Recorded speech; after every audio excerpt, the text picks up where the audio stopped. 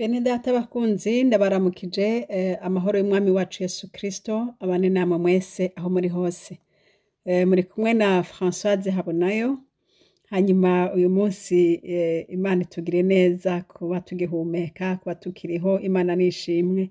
Hanyuma uyu munsi nkuko nari narabibemereye, nari narababwiye ko nzobaronderera intahe, hariho intahe ibintu bimwe Imana yatumye umukozi wayo. Nibyo nagomba kugira ngo nawe mwene data ubyumve wumve ico Imana ivuga muri iyi minsi. Nuko rero ndabifurije kugira kumviriza neza kandi mpwemu yera ashishikare kubasobanurira. Imana nibahezagire, amen.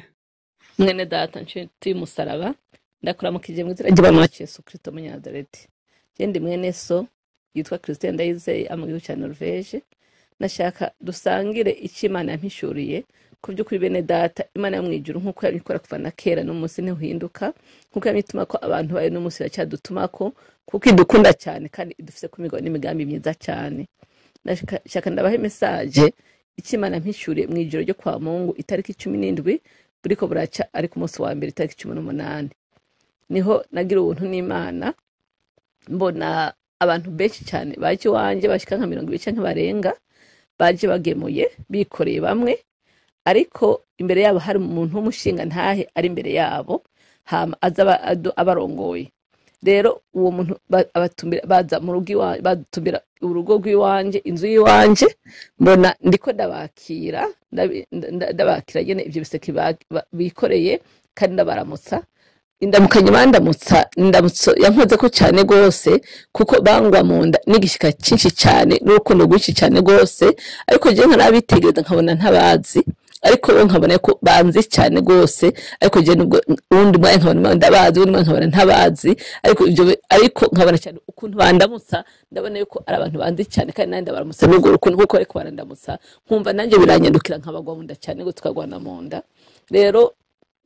ndabinjiza mu nzu, nabara ari muhira iwanje, ariko ndabinjije mu nzu noneho nasanze hatakiri mu nzu, nasanze ari mu rushengero rw'Imana. Imana ishimwe cyane abaturi mu rushengero ko naciye mbona ko turi kumwe n'abandi dusengana.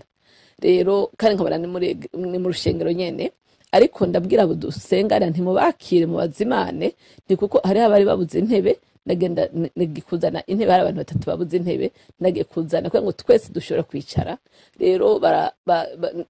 mwe murabazimana, ariko mvuze iryo jambo wa mushinga ntaye yarabarongoye aca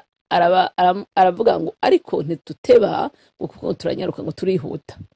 tuje guteba. Haba ariko nshandanyaruka cyane ngenda kuzana za ntebe, ngiye kuzana za ntebe ndiko ndazinjiza sanga babazimanye, ariko nsanga aratanguye kuvuga ijambo wa muntu wa mushinga ntaye bari kumwe na babantu yarabarongoye. Numva ariko aravuga mu rurimi rw'igifaransa, ariko aravuga cyane ashimika ngo turabinginze mu nshuti z'umusaraba, ngo turabinginze cyane ngo ntimwihakane Yesu Kristo, ngo kandi ngo ntimwihakane ngo izina ryiwe n'umusaraba wa Yesu Kristo,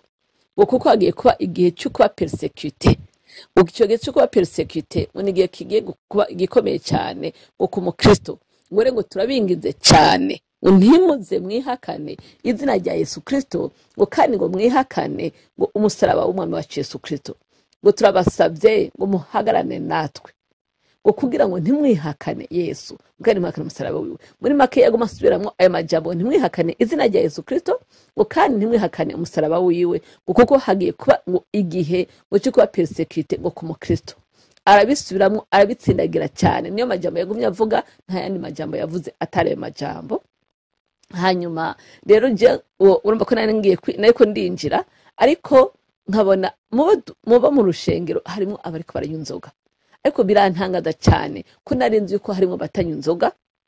Mbona birantangaje cyane gose ko bariko baranywa inzoga ndetse bafite n'imikenke inshuti z'Imana, ariko si bose, bari bamwe bakeyi, abandi bariko baranywa ifana nk'uko abashitsi n'abariko baranywa ifana. Rero wa muntu acabaza umuntu yari yicaye hirya, nabana afise ifana ya orange, amaze ngo wewe ngo nawe unywa inzoga, amuga toyaje nta nzoga nywa. Ndamubwira nti oya nturi nta nzoga nywa, hamwe nuko n'abandi bariko banywa inzoga renze ko batazinywa, ariko ntacyo we nambona ko ariko anywa ifana. Aca amubwira ngo rero ngo ntuze wiga inzoga, ngo kuko inzoga ni ikintu kibi cyane, ngo ni cyaha kibi. Rero amaheje kuvuga amajambo nshuti z'Imana baca baraguruka baragenda. bene data imana mu ijuru ikadutangariza yuko igihe kigeze kure cyane bivuga ko twebwe abakijijwe twebwe abagira ubuntu n'imana imana ikatwereka urukundo rwayo nk'uko tukagwakira ikaduha agakiza inshuti z'imana dushikame dushira amanga kuko turi mu rugamba ruja mu ijuru turi mu gihe kitoroshe cy'uko abana b'imana murumva yuko twabwiye ko bagiye kuba persecute ariko ijambo ry'imana bene data nahawe mu Baroma 8 riratubwira guhera ku murongo wa 14 ngo iby'uko abana b'imana ngo abarongorwa na mpemu w'imana bose nibo bana b'imana ngo kuko mutahawe impemu y'ubuja ngo mwongere gutinya ngo ariko mwahawe impemu yo kubahindura abana b'imana bidutakisha ngo aba data mpemu bwiwe abwirikaye n'impemu yacu ari cyabona yuko turi abana b'imana ngo ariko ko turi abana bayo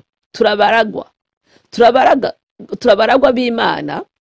turabaraganwa na Kristo namba tubabazanywa nawe ngo tubone guhanwa ubwiza nawe imana ishimwe cyane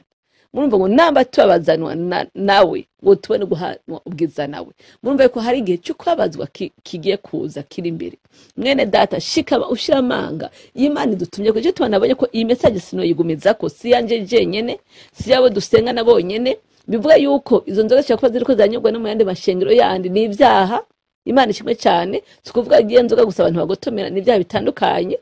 imana ishigwe hejuru rero inshuti z'imana numvise yuko twosangira iyi message kugira ngo dushobore gushikama kuko imana ikiradutumako nkuko yamyitube ko no kurubasokuruza bose n'intwa z'imana zatwitangiye imbere imana ishigwe hejuru natwe iradukunda cyane ntishaka yuko duhusha ubwiza duteguriye bwayo ahandi narongowe mu byahishuriwe Yohana 21 gwera ku murongo wa 5 haratubwira ngo ibyagera kuri ya ntebe ngo iravuga iti raba byose ndabihindura bisha ngo kandi tandika kuko ayo majambo ayo kwizegwa n'ayukuri kandi rambarira iti karabaye ndi alfa na omega